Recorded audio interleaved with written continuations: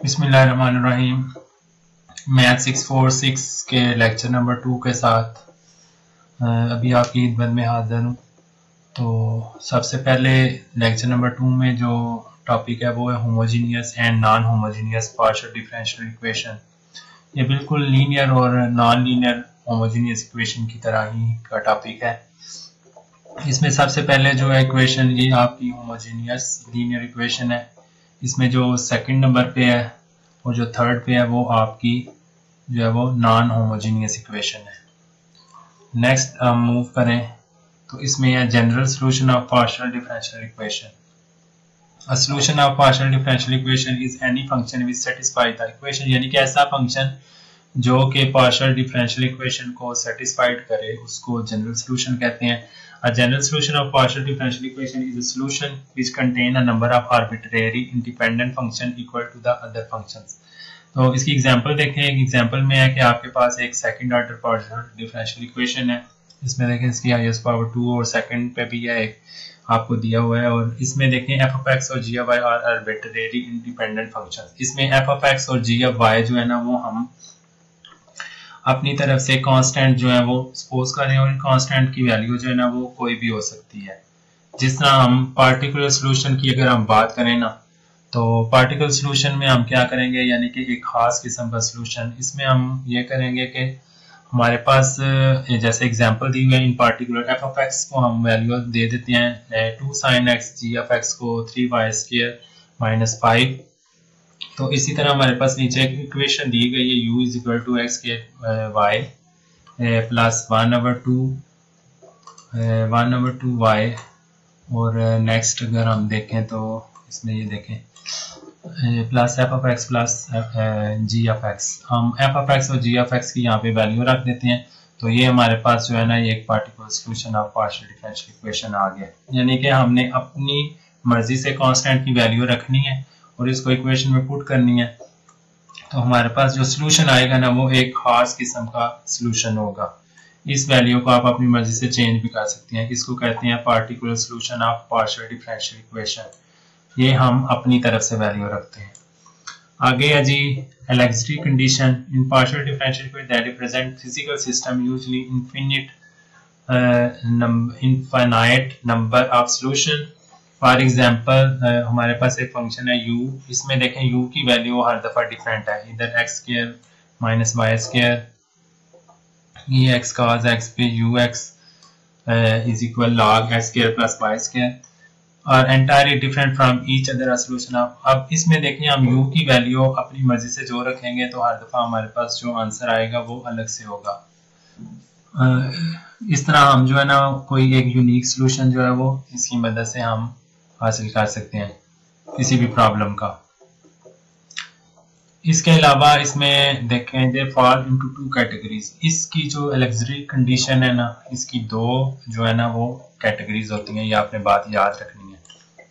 पहली कैटेगरी को कहते हैं बाउंड्री कंडीशन, सेकंड वाली को कहते हैं इनिशियल कंडीशन। जो बाउंड्री कंडीशन होती है they are the condition that must satisfy the point boundaries of the region R in which the partial differential equation hold.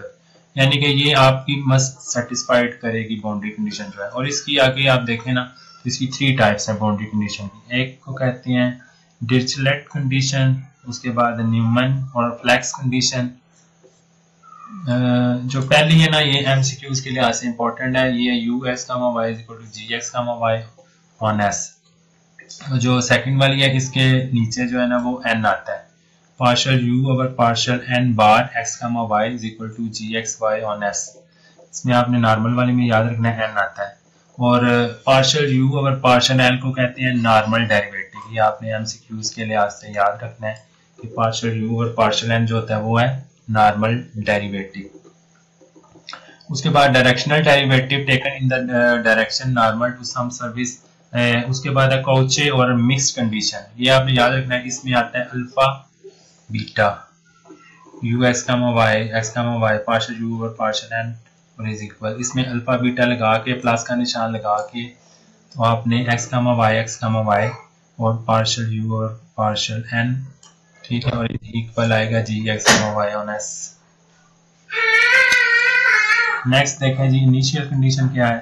They are the condition that must satisfy the throughout the region. इसके बारे में याद रखना है आपने, throughout the region of R instead of the corresponding physical system of region. और initial condition की जो वैल्यू होती है t इज इक्वल टू 0 होती है।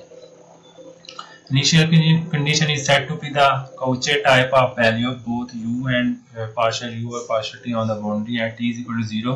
In the initial value of u and partial u or partial t is given. The physical problem associated with, और इसमें जो problems associate करती हैं आपने याद रखना है, पहले ये boundary value problems, initial value problems और initial boundary value problems। ये short question में आता है, boundary value है ये, ठीक है, और ये क्या है जी, इनिशियल वैल्यू। और इनिशियल इसमें आपने एक लफ्ज लगा देना बाउंड्री का, यानी कि पहले वाली लिख के उसमें आपने बाउंड्री का लफ्ज लगाना है वर्ड, तो आपका वो बन जाएगा initial boundary value problems. Next देखें जी, classifications of second order linear partial differential. Classification कहते हैं ग्रुप बंदी को। तो अगर आप इंडिपेंडेंट वेरिएबल देखें, x है, t है, x स्क्वायर है, पार्शियल x और पार्शियल t का स्क्वायर, इसमें x और t जो है वो इंडिपेंडेंट वेरिएबल। उसके बाद सेकंड ऑर्डर अगर आप देखें तो ये इस शक्ल की होगी, पार्शियल x का square, partial x partial y का स्क्वायर, फिर partial x partial y।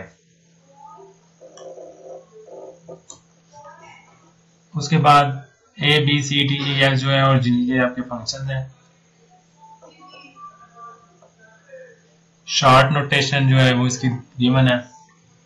The classification of second order partial differential equation are based on discriminant. ये आपने लफ्ज याद रखना है कि जो पार्शियल डिफरेंशियल इक्वेशन की सेकंड ऑर्डर की ग्रुप बंदी है ना, उसके लिए discriminant delta by reducing the above equation, यानी कि ये जो ऊपर आपको इक्वेशन दी गई है ना इतनी बड़ी, इसको रिड्यूस करके आप ये नीचे वाली शक्ल में भी लिख सकते हैं, इस शक्ल में। और जो डिस्क्रिमिनेंट होता है उसका फार्मूला आपने याद रखना है, बी स्क्वायर माइनस 4ac है।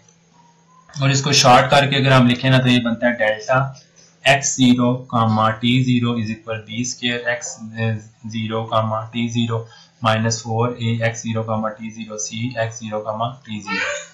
अब नीचे ये जो तीन दिए हुए हैं ना आपको, ये MCQs के लिहाज से बहुत इंपॉर्टेंट है। इसमें अगर आपकी ये ऊपर वाली इक्वेशन 1 का आंसर जो है वो ग्रेटर देन 0 आता है तो इसका मतलब ये है कि ये हाइपरबोलिक है, ठीक है।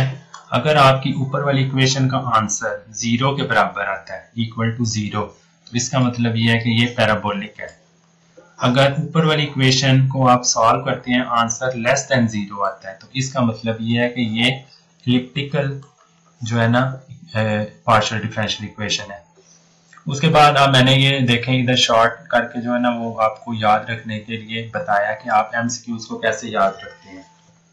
तो इसमें आपने याद रखना है, अगर ग्रेटर 0 है तो ये H है और W है। H का मतलब हाइपरबोलिक और W से वेव इक्वेशन। अगर आंसर इक्वल टू 0 है तो इसका मतलब ये है ये पैराबोलिक है और साथ H है, PH मतलब हीट इक्वेशन की एग्जांपल है। अगर ये लेस देन 0 है तो इसका मतलब ये है ये एलिप्टिकल है और साथ L है, EL, यानी कि ये लैप्लास इक्वेशन की एग्जांपल है। ये बात आपने लाजमी याद रखनी है और ये MCQs में इस चैप्टर में से मस्ट आते हैं। अच्छा जी, नीचे आपको एक एग्जांपल दी गई है, ठीक है। ये इस एग्जांपल को सॉल्व करने का आपने किसकी मदद से सॉल्व करना है, आपने ऊपर जो आपको डिस्क्रिमिनेशन का फार्मूला बताया ना, ये मैंने बी स्क्वायर माइनस 4ac, इसकी मदद से आपने इस एग्जांपल को सॉल्व करना है।